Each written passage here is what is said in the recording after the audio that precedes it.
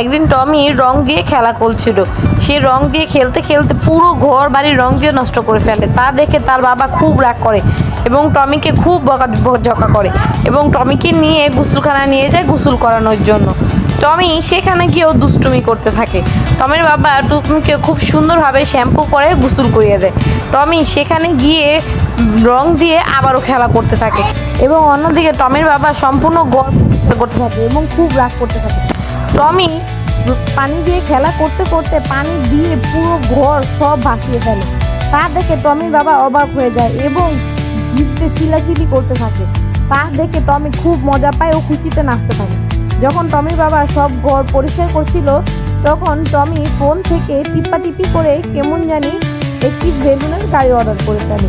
সে balloon order করে দিয়ে খুব মজা পায় এবং তখনই সেখানে সব বেলুন চলে আসে এবং টমি বেলুন দিয়ে খুব মজা করে খেলতে থাকে। তা দেখে তার বাবা রাগ না করে সেও খুশি হয়ে যায় এবং সেও টমির সাথে বেলুন দিয়ে খেলা করতে থাকে এবং তারা দুজনে বেলুন দিয়ে খেলতে খেলতে প্রায় ছোট বাচ্চার মতো হয়ে যায়। তারা সেই বেলুনগুলো কোমরে বেঁধে আকাশে উঠতে থাকে এবং তা দেখে টমি ও টমির বাবা দুজনে খুব মজা করতে থাকে।